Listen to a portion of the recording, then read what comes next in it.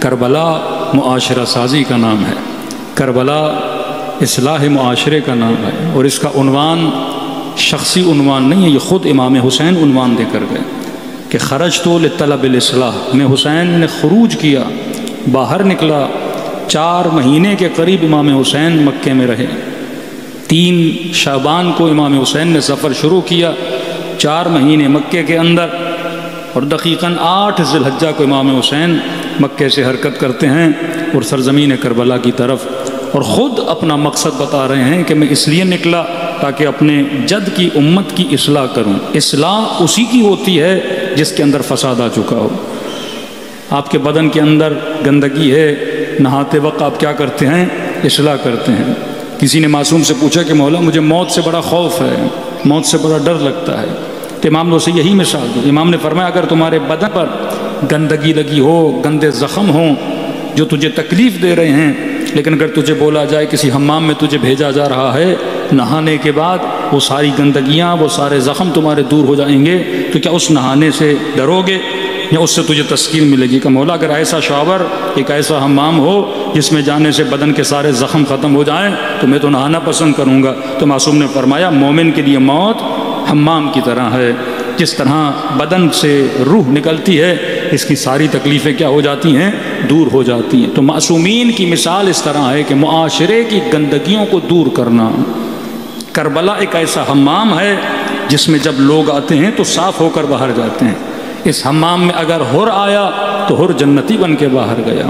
یہاں پہ جناب زہیر ابن قین آئے، جنتی بن کر گئے۔ جناب وہب کلبی آئے، جنتی بن کے گئے۔ جناب بریر، جناب یزید ابن سبیت، بڑے بڑے اصحاب اکرام جو امام حسین سے ملا انہیں جنت ملی۔ تو فرمایا اگر معاشرہ بچانا چاہتے ہو تو عاشورہ ضروری ہے۔ یہ کلمات صرف امام خمینی کے ایسے نہیں کہ محرم اور سفر کی وجہ سے اسلام زندہ ہے، یہ محرم اور سفر ہے جو آپ کے سماج کو بتاتا ہے۔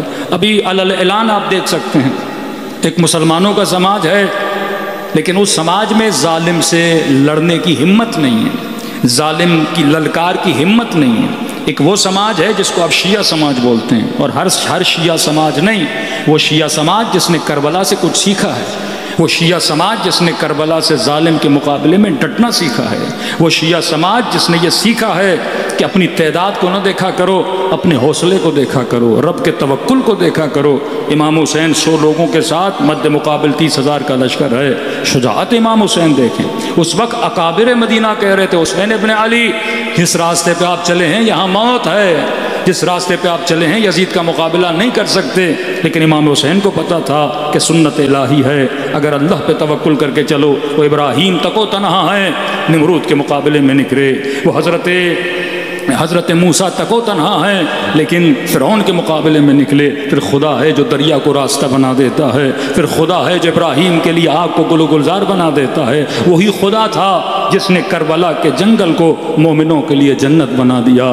آج لاکھوں کی تعداد میں لوگ کربلا جاتے ہیں، کتنے لوگ ہیں جو اس کربلا کی وجہ سے جن کی دنیا بھی سنور جاتی ہے، آخرت بھی سنور جاتی ہے۔ تو یاد رکھیے عاشورہ سماج سازی کا نام ہے، عاشورہ معاشرہ سازی کا نام۔ مولا فرماتے ہیں خرجت لاصلاح امت جدی، اب اس امت کی میں اصلاح کرنا چاہتا ہوں۔ اگر کوئی امت ہے، کوئی معاشرہ ہے، تو معاشرے کے اندر فیملی بھی ہے، معاشرے کے اندر اسکولز بھی ہیں، معاشرے کے اندر لباس بھی ہے، معاشرے کے اندر غذا بھی ہے، معاشرے کے اندر یہ فرد بھی ہے جس کی انٹرنل اصلاح ہونا ضروری ہے، اور یہ ہر اصلاح معصومین علیہ السلام نے کی ہے۔ آج دشمن کی کوشش یہ ہے کہ ہمارے معاشروں کو غربی معاشرہ ویسٹرنائز کیا جائے، جوانوں کے لباس کو ویسٹرنائز کیا جائے، ان کی فکر کو ویسٹرنائز کیا جائے۔ آج جنگ افکار ہے۔ آج یہ مسئلہ نہیں کہ اگر آپ ایک مسجد میں بیٹھ کے اللہ اللہ کرتے ہیں تو ان کو اس ذکر اللہ سے خطرہ ہے، یا کسی امام بارگاہ میں بیٹھ کے آپ حسین حسین کریں تو ان کو اس نام حسین سے خطرہ ہے۔ مسئلہ فکر ابا عبداللہ الحسین سے، وہ اسٹریٹجی جو امام حسین نے بنائی، وہ آئیڈیولوجی جو اہل بیت علیہ السلام نے دی۔ بہت بڑا طبقہ بحیرہ کا، بہت بڑا طبقہ آخانیوں کا، ایسے شیعوں کے بہت سارے فرقے ہیں، لیکن کسی کو دشمن سے ایسے فرقوں سے خطرہ نہیں ہے۔ لیکن مسئلہ شیعہ اثنا عشری سے کیوں ہے؟ اور وہ شیعہ اثنا عشری جو آئیڈیولوجی کو چلتا ہے، وہ شیعہ زیدی جو امام حسین کی آئیڈیالوجی کو لے کر چلتا ہے کہ ہم استکبار جہاں کو کبھی بھی قابل قبول نہیں کریں گے، آج ڈیمانڈ کی جاتی ہے آپ کے معاشرے میں یہ چیز ہونی چاہیے، اگر ہوگی تو آپ کی حکومتوں کو چلنے دیں گے، اگر ہوگی تو آپ کو قرضہ بھی ملے گا، اگر ہوگی تو آپ کو بجٹ بھی ملے گا۔ بڑی آسان طریقے سے NGOs لائی جاتی ہیں، USAID کے نام سے پروجیکٹس دیے جاتے ہیں۔ یہ ڈرامہ، یہ فلمیں جو آپ دیکھتے ہیں، ان کو بڑے بڑے بجٹ دیے جاتے ہیں۔ ایک بجٹ صرف اسی لیے ہوتا ہے کہ اس ڈرامے میں جو خاتون لباس پہنے گی وہ ویسٹرنائز لباس ہوگا۔ پروجیکٹڈ ڈرامے بنائے جاتے ہیں۔ ابھی مثلا سید کی غیر سید سے شادی ہو سکتی ہے نہیں ہو سکتی، اس پہ وہ ڈرامے بنا رہے ہیں۔ ایک تو مسئلہ فقہی ہو کہ ہونا چاہیے کہ نہیں ہونا چاہیے، بھائی فلم انڈسٹری کو کیا پڑی ہے کہ معاشرے میں ایک مسئلہ جو ہمارا انٹرنل مسئلہ ہے اس پہ ڈرامہ بنا دیا جائے، لباس کیسا ہونا چاہیے اس پہ ڈرامہ بنا دیا جائے۔ اب یہ بچے بچیاں دیکھتے ہیں، ان کے وجود پہ کیا ہوتا ہے اثر ہو۔ انہوں نے سب سے پہلے اپنی سوسائٹیز پہ ایکسپیرینس کیے ہیں، جب وہ ایکسپیرینسز کامیاب ہو جاتے ہیں پھر وہ آپ کی سوسائٹیز میں آتے ہیں۔ یہ خطرہ جو امام حسین اس زمانے میں محسوس کر رہے تھے کہ اگر یزید اور نظام فسق اور نظام طاغوت کے مقابلے میں نہیں آؤ گے، اگر حاکم اور حکمران کی ذہنیت غلامانہ ذہنیت بن گئی، اگر وہ سرونٹ بن گئے۔ یہ ماڈرن سلیوری کا مطلب کیا ہے کہ ذہنی غلامی جو ٹی وی کے ذریعے سے، میڈیا کے ذریعے سے، سوشل میڈیا کے ذریعے سے جوانوں کے ذہنوں کو کنٹرول کیا جاتا ہے۔ آپ کی بچی اگر کسی لباس کو پسند کرتی ہے تو ایسے تو نہیں کر رہی، اس کے سب کانشیس میں کوئی چیز ڈالی گئی ہے۔ آپ کا بیٹا اگر کسی چیز کو، یہ پسند اور ناپسند کی بنیاد کیا ہے؟ PhDs ہوتی ہیں مارکیٹنگ کے شعبے پر، مینجمنٹ کے شعبے پر، سوشل اسٹڈی پہ ایسے تھنک ٹینک بنائے جاتے ہیں کہ مثلا سولجر بازار کے معاشرے میں یہ چیز لانی ہے تو ہم کیسے لائیں، پاکستان کے معاشرے میں چیز لانی ہے تو کیسے لائیں۔ یہ جو ٹیبوز ہیں معاشرے کے اندر، ان ٹیبوز کو توڑا کیسے جائے، ان کے لیے بجٹ منظور کیا۔ میں نے کل چھوٹی سی مثال دی تھی، ایلن مسک، ٹرمپ جب اپنے پریزیڈنشل الیکشن کو جیت جاتا ہے تو کچھ تعریفی کلمات ہیں اس کے ایلن مسک کے لیے، ابھی تو ان کے اختلافات ہو گئے ہیں، اس میں ذکر کرتا ہے $500 ملین، کل شاید میں نے بتایا $500 ملین ایلن مسک بجٹ دیتا ہے فار دا افریقن کنٹریز۔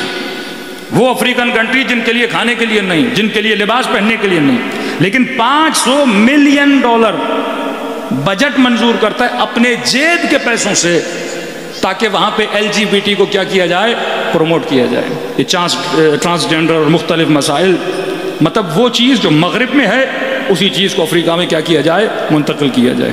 یہی انڈیا جن کے لوگوں نے ریزسٹنس دکھائی کہ بھائی ہم نہیں کرنے دیں گے، ان کی پارلیمنٹ نے قانون منظور کر دیا۔ اب ایسے ملک جو ان چیزوں کو، مطلب جو اپنی اقدار کو کھوتے جاتے ہیں، ہندو کے مذہب میں اس چیز کی اجازت نہیں ہے، ان کا ریلیجن اس کی اجازت نہیں دیتا، بٹ ان کی گورنمنٹ قانون کو پاس کر دیتی ہے۔ ایون وہاں کے جو UK کے لوگ ہیں، جرمنز کے لوگ ہیں، ریفرنڈم کروائے جاتے ہیں، پہلے لوگوں کی ذہن سازی کی جاتی ہے، پھر کہتے ہیں کہ ہم ریفرنڈم کروا رہے ہیں، پھر اکثریت ووٹ ڈال دیتی ہے، پھر اس قانون کو کیا کیا جاتا ہے، منظور کیا جاتا ہے۔ پہلے معاشرے کو بے دین بناؤ، اب معاشرہ بے دین تو بن گیا پر اپنی اقدار کو کیسے چھوڑے؟ پاکستانی خاتون اگر بے دین بھی بن جائے لیکن اس کی ثقافت، اس کا لباس، اس کا کلچر، وہ اس کو کیسے چھوڑے؟